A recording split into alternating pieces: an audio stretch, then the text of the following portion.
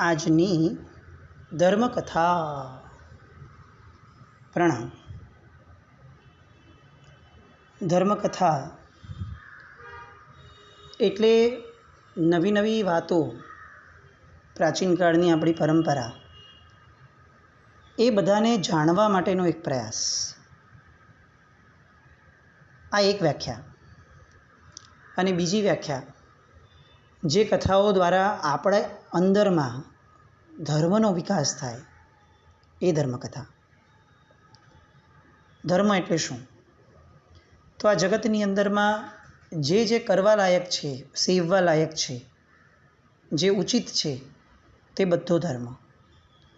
જે સમયે જે કરવા જેવું છે તે ધર્મ. પછી એ ધર્મના પ્રકારો હોય. કેટલોક ધર્મ ક્રિયા રૂપ હોય, કેટલોક સ્વધર્મ રૂપ હોય, અલગ અલગ પ્રકારો. પણ મૂળમાં ધર્મ એટલે જે સમયે કરવા યોગ્ય છે તે.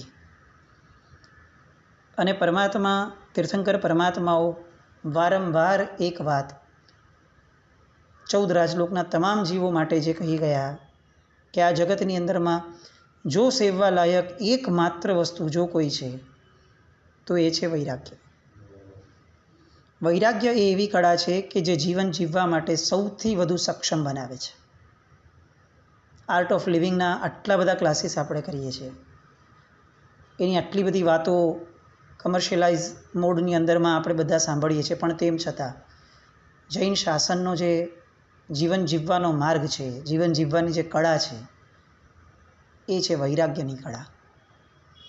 અને એ વૈરાગ્યની કળાને પુષ્ટ કરે એવા અઢળક ગ્રંથો પરમાત્માના શાસનની અંદરમાં આજે પણ ઉપલબ્ધ છે. એ ગ્રંથોમાંનું એક અવતરણ યશોધર ચરિત્ર. કદાચ એમ કહી શકાય કે જો જીવની અંદરમાં સંવેદના છે, જો શરીરની અંદરમાં હૃદય છે, અને આ ચરિત્ર વાંચ્યા, સાંભળ્યા કે વિચાર્યા પછીથી જીવને વૈરાગ્યનો અંશ પણ ન પ્રગટે ને, તો માની લેવું જોઈએ કે ચેતન તત્વ હોવા છતાં એ જળ છે. જેનામાં ચૈતન્ય છે એને આ કથાઓ એવી છે કે જે કથાઓને સાંભળતા સાંભળતા આંશિક રીતે પણ વૈરાગ્યનો સ્પર્શ થાય અને થાય જ. એવી કેટલીક જૂજ કથાઓમાંની એક 1444 ગ્રંથના રચયિતા પૂજ્ય હરિભદ્ર સુરીશ્વરજી મહારાજા, એમના દ્વારા રચાયેલું આ અણમોલ કહી શકાય, અમોઘ શસ્ત્ર કહી શકાય વૈરાગ્ય પ્રાપ્તિનું, એવું આ ચરિત્ર. એ ચરિત્રની અંદરમાં એક મહાત્માની 9 ભવની વાતો છે. એ જે પૂર્વાપર સંબંધ કે ગયા ભાવમાં આ કર્યું એના કારણે આ ભાવમાં આ થયું, આ ભાવમાં આ કર્યું એના કારણે એના પછીના ભાવમાં આ થયું. કોઈ પણ વિશિષ્ટ જ્ઞાનીની પ્રાપ્તિ થાય ને પછીથી આ પૂર્વાપર સંબંધ આપણને જાણવા મળે. અને આ પૂર્વાપર સંબંધોની વાત એ વૈરાગ્યનું પ્રબળ કારણ છે. આપણે સામાન્યથી પણ વિચારીએ ને કે આપણને આ ભાવની અંદરમાં કેટલાક દુઃખો આવ્યા હોય તો આપણે એવું સમજીએ કે આ વ્યક્તિના કારણે દુઃખ આવ્યું, અથવા આવું હતું એટલે દુઃખ આવ્યું, મારું ભાગ્ય આવું હતું એટલે દુઃખ આવ્યું. આ બધી સમજણ આપણને સાહજિક રીતે આવી જાય અંદરમાં. પણ જો કોઈક વિશિષ્ટ જ્ઞાની મળે અને એ જ્ઞાની એમ કે જો તે ગયા ભાવમાં આવું હીન કૃત્ય કર્યું હતું, એના કારણે તારે આ ભોગવવું પડ્યું છે, તો અંદરમાં કેવી અરેરાટી થઈ જાય. ઓહો, મેં આટલી હદ સુધી નીચું કામ કર્યું હતું. અને પછીથી એ જે પશ્ચાતાપનો ભાવ પ્રગટે, એ જે સ્વીકારનો ભાવ પ્રગટે કે આવું હીન કૃત્ય કરનાર મારા આત્માને અત્યારે જે ભોગવવાનું આવ્યું છે એ તો બહુ જ ઓછું છે. મારા આત્માએ આના કરતાં પણ વિશિષ્ટ એ દુઃખો સહન કરવા જોઈએ એવું હિચકારું કૃત્ય મારાથી થયું છે. એટલે હવે જે પાપના કારણે દુઃખ મને મળે છે એ દુઃખો, એના પ્રત્યેનો સ્વીકાર ભાવ બહુ સહજ રીતે આવી જાય. અને સ્વીકાર ભાવ એટલે વૈરાગ્ય. આવું આખું પૂર્વાપર સંબંધવાળું ચરિત્ર. પ્રાચીન કાળની વાત. આપણે આ વાતની શરૂઆત એક મુનિરાજ, જેનું નામ યશોધર મુનિ. એ યશોધર મુનિને ધનકુમાર નામનો એક કુમાર એ વંદન કરવા આવે છે. એમને જોતાં જ રોમાંચ પ્રગટે છે એને વંદન કરે છે અને વંદન કરી અને એમને પૂછે છે કે હે મુનિશ્રેષ્ઠ, સાક્ષાત કામદેવને પરાજિત કરી દે એવું અદ્ભુત આપનું રૂપ છે, એટલે આપની પાસે અપાર વૈભવ તો હશે જ, વૈષયિક સુખો પણ હશે, તો આપે એનો ત્યાગ કેમ કર્યો? એવું કયું વૈરાગ્યનું નિમિત્ત મળ્યું કે જેના કારણે આટલા બધા સુખો એ પણ આપણને ત્યાગ કરવા જેવા લાગ્યા? અને ત્યારે એ મહાત્મા એ પોતાનું આખું ચરિત્ર સંભળાવે છે. યશોધર મુનિ દ્વારા પોતાનું જે આખું ચરિત્ર કહેવડાવ્યું એ અહીં અત્યારે યશોધર ચરિત્રના નામે ઓળખાયું. અને પોતે પોતાની વાતો શરૂ કરે છે કે આ મારા 9મા ભવની વાત, અતિ પ્રાચીન કાળની વાત. વિશાલા નામની નગરી કે જે એ સમયે આર્યાવર્તની પ્રમુખ નગરીઓમાંની એક સમૃદ્ધ નગરી હતી, એ નગરીના મહારાજા અમરદત્ત, એની મહારાણીનું નામ યશોધરા, એમને ત્યાં જન્મેલ રાજકુમાર એનું નામ સુરેન્દ્રદત્ત. એ સુરેન્દ્રદત્ત એટલે આ ચરિત્રનો, આ કથાનકનો પહેલો ભાવ. એ સુરેન્દ્રદત્ત જે છે એમના પિતાજીને વૈષયિક સુખો પ્રત્યે વિરક્તિ જાગી. રાજકુમાર નાના હતા હજી, પણ એમને વિરક્તિ જાગી અને એટલે જ લોકોત્તર આત્મહિત સાધી લે એવો સંયમ એ સ્વીકારવાનું એમનું મન થયું. એ સમયની પરંપરા, એ કહેવત ફિક્સ રહેતી, રાજર્ષિ નરકેશ્રી, એટલે એવું નહીં કે જે રાજા બને એ નરકે જાય, પણ જે રાજાપણું જિંદગીના છેલ્લા શ્વાસ સુધી પકડીને રાખે એ નરકે જાય. સત્તા પ્રાપ્ત થવા માત્રથી નરક નથી આવી જતી. સત્તાની લુલુપતા, છેક સુધી સત્તા ન છોડવાની જે અંદરમાં એક લાલસા હોય, એ લાલસાના કારણે નરક છે. આપણા બાહ્ય પાપો જ આપણને નરક આપે છે કે દુર્ગતિ આપે છે એવું નહીં. મૂળમાં એ બાહ્ય પાપો સેવવા માટેની અંદરમાં જે આસક્તિ છે, એ આસક્તિ આપણને દુર્ગતિ આપે છે. બાહ્ય પાપો છૂટવા જ જોઈએ, પણ આસક્તિ પણ છૂટવી જોઈએ, તો એ અર્થપૂર્ણ છે. અને એ ન્યાયે એમણે મંત્રીઓને વગેરેને બધાને બોલાવી અને નક્કી કર્યું કે હવે મારે દીક્ષા લેવી છે. એમનો રાજ્યાભિષેક કર્યો, એમણે દીક્ષા લીધી. દીક્ષા લેતા પહેલાં નૈનાવલી નામની એક કુંવરી સાથે એમણે લગ્ન કરાવ્યા. ધૂમધામથી લગ્ન થયા. સેંકડો રાજાઓ લગ્નની અંદરમાં આવ્યા. અનેક પ્રકારની ભેટો એમને મળી. એ નૈનાવલીનું વિશાલાના રાજમહેલની અંદરમાં પ્રેમથી સ્વાગત પણ થયું. એવું અદ્ભુત રૂપ, નીલમમણી જેવા ઉજ્જવળ નેત્રો, સોનાના તાર જેવો ચમકતો કેશનો સમૂહ, સ્ફટિક જેવી એ ધવલ કાંતિ જેમની હતી, એવા આ નૈનાવલી. રૂપ જોનાર વ્યક્તિ મુગ્ધ થઈ જાય કે આ ખરેખર સ્ત્રી છે કે કોઈક દેવલોકની અપ્સરા છે, એવું રૂપ. અને એમના લગ્ન આ રાજકુમાર સાથે થયા. સુરેન્દ્રદત્ત એમના રૂપની પાછળ એટલા ઘેલા બન્યા કે હવે એમને દિવસ રાત ફક્ત આ નૈનાવલી જ એમના નયનોની સામે જોઈતી હતી. અને નૈનાવલી પણ પાછા એવા બહુ સ્વતંત્ર વાતાવરણમાં ઉછરેલા, એટલે અભિમાની પણ હતી થોડાક, અને વિલાસ, વિષય વિલાસનો અત્યંત પ્રેમ હૃદયની અંદરમાં એમના. એટલે બધા જ જાણે એમનાથી આવર્જિત થઈ ગયા હોય એવું વાતાવરણ થયું. પિતાજીએ દીક્ષા લીધી અને આ સુરેન્દ્રદત્ત એ રાજ્યની ધુરા વહન કરવા લાગ્યા. સમય વીતતો ગયો, નૈનાવલીનો મોહ પણ વધતો ગયો, પણ કંઈક સદભાગ્ય જાગ્યા અને એક ગુરુ ભગવંતનો યોગ થયો અને એમની પાસેથી વિશુદ્ધ પરમાત્મા સ્વરૂપનું જ્ઞાન પ્રાપ્ત થયું. સાચો ધર્મ તત્વ શું હોય એ પણ સમજાયું. અને આ બધાના કારણે અંદરની માન્યતાઓ સ્પષ્ટ થવા લાગી. જીવનનો જેન્યુઇન ટર્નિંગ પોઈન્ટ છે ને, એ કોઈ બાહ્ય આચારને કદાચ ન ગણી શકાય. મૂળ ટર્નિંગ પોઈન્ટ જે છે ભવ પરંપરાનો, એ અંદરનો બોધ છે, અંદરની સ્પષ્ટતા છે. અંદરની સ્પષ્ટતા સાથેનો બાહ્ય પરિવર્તન એ જ મોક્ષ માર્ગ પર આગળ વધારી શકે. ફક્ત બાહ્ય પરિવર્તનો એ કદાચ આપણને આપણી દિશા ન પણ આપે. અને હવે એ ભોગવિલાસ, એ રંગરાગ, એ બધું જ જે છે એ હવે ધીરે ધીરે એમને ખૂંચવા લાગ્યું. યૌવનનો કાળ વીતવા લાગતો હતો થોડો થોડો. અને એમાં એક દિવસ એવું બન્યું કે રાજાના કેશને રાણી જે છે એ શણગારતી હતી. કેશને ધોવાના, સાફ કરવા, તેલ વગેરે એમાં નાખવું, આ બધું રાણી કરતી. અને એમાં પાછી પાડતા પાડતા અચાનક નૈનાવલીને એ કેશ કલપની અંદરમાં સફેદ વાળ દેખાયો. નૈનાવલી આમ પણ ઉચ્છૃંખલ હતી, એટલે એણે તો મજાક કરતા, ઉપલંબ આપતા રાજાને કહી દીધું કે મહારાજા, ધર્મદૂત આવી ગયો છે. રાજાને ખ્યાલ નહીં આવ્યો સુરેન્દ્રદત્તને, એટલે એણે જોયું દ્વાર પર તો કોઈ આવ્યું નથી. એટલે ફરીથી એણે કીધું કે મને તો દ્વારમાં કોઈ દેખાતું નથી. અને ત્યારે પેલી બાજુમાં રહેલી દાસી જે છે એ હસતા હસતા કહે છે કે મહારાજા, દ્વાર ઉપર નહીં, ધર્મદૂત મસ્તક ઉપર આવ્યો છે. અને એ સમયની પરંપરાઓ કે સફેદ વાળ એક પણ આવે ને તો એને ધર્મદૂત કહેવાતો, કે જે ધર્મનો સંદેશ લઈને આવ્યો છે કે હવે ધર્મ કરવાનો સમય પાકી ગયો છે. હવે ફક્ત વાળ નથી પાકી ગયા, ધર્મ કરવાનો સમય પાકી ગયો છે. અને મહારાજા વિચારમાં પણ ચડ્યા, હવે મારાથી પ્રમાદ મને ન પાલવે. દિવસ વીતે, રાત વીતશે, રાત વહી જશે, દિવસ વહી જશે, અને આમને આમ મારું જીવન પણ વહી જશે.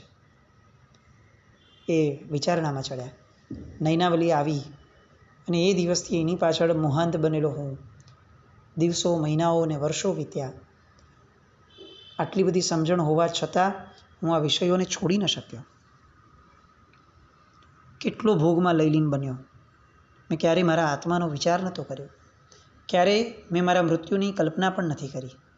મારે મરીને ક્યાંક જવાનું છે એવો અણસાર પણ મેં મારા હૃદયની અંદરમાં ક્યારેય જન્મવા નથી દીધો. પરલોક માટેની આટલી બધી મારી ધૃષ્ટતા એ મારા ભવાંતરમાં મને શું સ્થિતિ આપશે એ કલ્પના પણ ધ્રુજારી ઉપજાવી એવી હતી. અને આ બધી જ વૈરાગ્યમય વિચારધારા એ સતત મનોમંથનમાં ચાલવા લાગી. પેલી દાસી વહી ગઈ, નૈનાવલી પણ વહી ગઈ, પણ એમણે આપેલો વિચાર એ ન ગયો. સતત મન એની અંદરમાં જ ગ્રસ્ત રહેવા લાગ્યું. એ દિવસ ગયો, બપોર, સાંજ, રાત, 2-4 દિવસ ગયા. સતત મનની અંદરમાં આ વિચાર એક ખળભળાટ મચાવવા લાગ્યો. મારે હવે સંસારના ત્યાગના માર્ગે જઈ જે શ્રેષ્ઠતમ પરંપરા મારા પૂર્વજોએ સેવી છે કે રાજર્ષિ બનીને મારે મરવું નથી, મારે ઋષિ બનીને મરવું છે. રાજા બનીને નહીં, રાજર્ષિ બનીને મારે આ જગતમાંથી જવું છે. અને સતત મનનો આ વિચાર અંદરમાં વીર્યાંતરાય કર્મનો ક્ષયોક્ષમ થતો ગયો. સત્વ, ઉલ્લાસ, ઉમંગ પ્રગટતું ગયું. મનમાં ભાવનાઓ દ્રઢ થવા લાગી. અને એ દ્રઢતાને દ્રઢતા એવી વધવા લાગી કે એક દિવસ હવે એમણે નિર્ધાર કર્યો કે મારે હવે આ મારી વિચારધારાને મારા નિર્ણયમાં પરિવર્તિત કરવી છે. અને એ નિર્ણયમાં પરિવર્તિત કરવાની સૌથી પહેલી વાત એ મારા પ્રાણથી પ્યારી એવી નૈનાવલીને મારે કહેવી છે. અંદરમાં હિંમત ઊભી થઈ અને મેં એમને કહ્યું કે મારા હૃદયમાં કેટલાક શુભ ભાવો એ ઉઠે છે અને એ શુભ ભાવોનું નિવેદન મારે તમારી સાથે કરવું છે. નૈનાવલીને પૂછે છે કે તે ધર્મદૂત જોયો હતો ને? તો કે હા. તો કે તે મને કહ્યું હતું કે ધર્મદૂત આવી ગયો, તારા શબ્દોએ મને જાગૃત કર્યો છે. મને અંદરમાં એવું દ્રઢપણે હવે પ્રતીત થયું છે કે આ આયુષ્ય એ પાણીના પરપોટા જેવું છે. મારે હવે મારું આત્મહિત સાધી જ લેવું જોઈએ. નૈનાવલી બેઠી બેઠી સાંભળે છે અને બહુ દ્રઢતાપૂર્વક એક વાક્ય રાજા એને કહે છે કે મારે ચારિત્ર ધર્મ સ્વીકારવો છે. જે માર્ગ મારા પિતાજીએ લીધો છે, જે માર્ગ મારી કુળ પરંપરામાં મારા પૂર્વજોએ લીધો છે, એ માર્ગ મારે પણ સેવવો છે. મારે ચારિત્ર ગ્રહણ કરવું છે.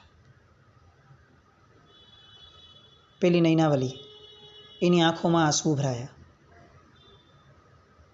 આંસુને પોતે જ લૂછ્યા અને બહુ જ સત્વ સાથે એણે સુરેન્દ્રદત્તને કહ્યું કે સ્વામીનાથ, જો આપ ચારિત્ર ધર્મ સ્વીકારશો તો હું પણ ચારિત્ર સ્વીકારીશ. આપ સંસારવાસ ત્યાગશો તો હું પણ ત્યાગીશ. જો આપ ચાલી જશો તો મારે કોની માટે સંસારમાં રહેવાનું છે? અને આ વાત સાંભળીને સુરેન્દ્રદત્ત, એને જેટલો રાગ નૈનાવલી પ્રત્યે પ્રગટ્યો હતો એ રાગ હવે બહુમાનમાં પરિવર્તિત થયો.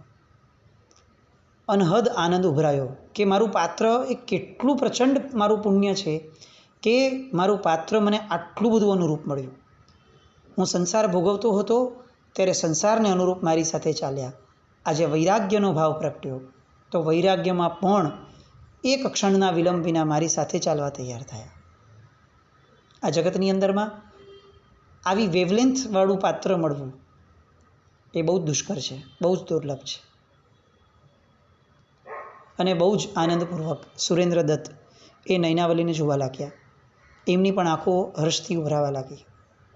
કેવો અનુરાગ હશે, કેવો ઋણાનુબંધ હશે, કેવો સ્નેહ એમને મારી ઉપર હશે, એ વિચારતા વિચારતા સુરેન્દ્રદત્તને નૈનાવલી પ્રત્યેનો પ્રેમ, સ્નેહ, રાગ જે પણ હતું એ બહુ જ ઊંચા લેવલ સુધી એ પહોંચ્યું. બંનેવે એકબીજાને ધન્યવાદ આપ્યા. બંનેવે નક્કી કર્યું કે આપણે હવે આ વાત જે છે એ દરેક વ્યક્તિને આપણે સ્પષ્ટતા સાથે જણાવી અને બહુ શીઘ્રાતિશીઘ્ર આપણે માર્ગને ગ્રહણ કરવા માટે હવે આપણે લાલાયિત બનીએ. બંને જણા એકબીજાના નિર્ણયને વધાવતા વધાવતા ઓરડામાંથી નીકળ્યા. દેવોને પણ ઈર્ષ્યા થાય એવું મારું આ ભાગ્ય છે એ વિચારે સુરેન્દ્રદત્ત એ ખૂબ હર્ષમાં હતા. જે આટલા દિવસ સુધી ખચકાટ હતો કે નૈનાવલી કઈ રીતે સહન કરશે મારા નિર્ણયને, હું તો વૈરાગી થયો છું ને હું નીકળી જઈશ, પણ એનું શું થશે, એનો જે ભાર મારા હૃદય ઉપર હતો આજે નૈનાવલીએ એ ભારને પૂર્ણપણે ઉતારી દીધો અને એટલો સહજ રીતે ઉતાર્યો.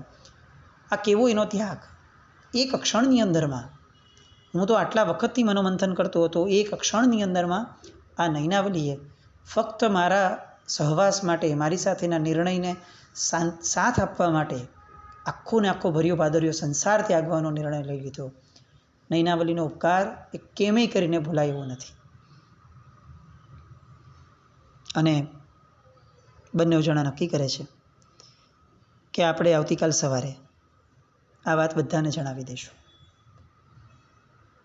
રાત્રિના સમયે ફરીથી બંને ભેગા થાય છે, વાતો ચાલે છે અને ત્યારે સહસા નૈનાવલીના મુખમાંથી એક વાત નીકળી કે સ્વામીનાથ, મને એક વિચાર પ્રગટે છે કે આપણે બંને આ રીતે લઈ લઈશું દીક્ષા. ચોક્કસપણે આપણા હૃદયની અંદરમાં પુત્ર પ્રત્યેનો મોહ નથી જ, એ વાત ચોક્કસ સાચી છે, પણ આપણું ઔચિત્ય, આ જગતની રીત એ તો એવું સૂચવે છે કે જ્યાં સુધી પુત્રના લગ્ન ન થાય, જ્યાં સુધી પુત્ર એ કંઈક રીતે સક્ષમ ન બને માનસિક રીતે, વૈચારિક રીતે, ત્યાં સુધી જો આપણે એને છોડીને વયા જઈએ તો એ લોકની રીતિ એ પણ નિંદનીય બનશે. આપનું દ્રષ્ટાંત જોઈ જુઓ કે આપના પિતાશ્રીએ પણ દીક્ષા ક્યારે લીધી? આપને લગ્ન થયા પછીથી. તો સ્વામીનાથ, આપણે પુત્ર મોહના કારણે એવું નહીં, પણ ઔચિત્યના કારણે પણ ફક્ત આપણા પુત્રના લગ્ન થઈ જાય ત્યાં સુધી જો રોકાઈ જઈએ તો એ કદાચ ઉચિત વધારે હશે. અને જે રીતે આ વાત મુકાઈ, એ પદ્ધતિ, એ રીત, એ પ્રેઝન્ટેશન એ સુરેન્દ્રદત્ત માટે અતિશય સ્વીકાર્ય બન્યું. વાત સાચી છે. એકચ્યુઅલી છે ને, આ જગતની અંદરમાં આપણે બધું કહીએ ભલે કે બધો પુણ્યનો ખેલ છે, આ છે તે છે, પણ આ જગતની અંદરમાં વાત કરવી એ પણ એક કળા છે. ભલે આપણને એ બહુ મહત્ત્વનું ન લાગતું હોય, પણ વાત મૂકવી કઈ રીતે, એ કળા જો આપણને હસ્તગત નથી ને, તો આપણે જેમ તેમ મૂકી દેશું, પછી એ સ્વીકાર્ય નહીં થાય તો આપણને સામો અપરાધી લાગશે, આપણું કર્મ અપરાધી લાગશે, આપણું ભાગ્ય અપરાધી લાગશે. પણ ક્યાંય આપણે એ વિચારવા નહીં જઈએ કે ના, મારે આ કળા હસ્તગત કરવા જેવી હતી. કયા સમયે બોલવું, કઈ રીતે બોલવું, કેવી પૂર્વભૂમિકા રચીને બોલવું, વાત કઈ રીતે મૂકવી, કેવા શબ્દોમાં મૂકવી, સામાનો મૂડ કેવો છે એ કેવી રીતે પરખવો પછી મૂકવું, આ પણ એક કળા છે. અને નયનાવલીએ આ કળાને જાણે હસ્તગત કરી લીધી હોય એ રીતે એણે ખરા સમયે બહુ જ શુભ રીતે એણે આખી વાતને મૂકી અને સુરેન્દ્રદત્ત એને સ્વીકારે છે અને ઉલટું એનો આભાર માને છે કે તમારી ધર્મ અંગેની, મૃત્યુ અંગેની, જીવન અંગેની જે તમારી સમજણ છે ને એ સમજણ ઘણી ઊંડી છે. જેવી રીતે વૈષયિક સુખોમાં તમારી હોશિયારી આટલા વર્ષ મેં જોઈ છે, એવી રીતે ઔચિત્યની બાબતમાં પણ તમારી આ હોશિયારી જોઈ અને મને ખરેખર તમારી પર ગર્વ થાય છે. અને આમને આમ રાત સૂર્યાસ્ત પછીનો પહેલો પ્રહર પૂરો થાય છે. બંને નિદ્રાધીન થવાની તૈયારીમાં છે. અને આજે એક એવી ઘટના બને છે કે જે આ યશોધર મુનિનો જીવ સુરેન્દ્રદત્ત એની આખીને આખી ભવ પરંપરા માટે એક ટર્નિંગ પોઈન્ટ જેવો સાબિત થાય છે. આ સંસાર કેવો અનિત્ય છે, આ સંસાર કેવો અસાર છે, એનું તાદ્રશ સ્વરૂપ આજે આ સુરેન્દ્રદત્તને અનુભવવા મળવાનું. અને એવો અનુભવ કે જે ફક્ત એને નહીં, આપણને પણ અંદર ખાનેથી હચમચાવી દે, આપણો પણ સંસારનો મોહ એની ઉપર ઘા કરી દે, એવો એક પ્રસંગ એમના જીવનમાં બન્યો. એ પ્રસંગ અને આખું ચરિત્ર એ જ્યાં સુધી આપણને અંદરથી ગમરોડી ન નાખે, આપણા રાગની ઉપર એક હથોડો કમસે કમ ન મારે, ત્યાં સુધી આપણે આ ચરિત્રને છોડવું નથી. હરિભદ્રસુરી મહારાજ સાહેબ સુરીપુરંદર જેવા ગુરુ ભગવંતના માનસપટમાંથી નીકળેલી આ વાતો, અપ્રતિમ વૈરાગ્ય પ્રગટાવે એવી વાતો, એને આપણે પણ ખૂબ અંતઃકરણથી સ્પર્શીએ. એ પ્રસંગને માણવા ફરી આવતીકાલે મળીએ. જીનાજ્ઞા કંઈ પણ બોલાય તો મિચ્છામિ દુક્કડમ.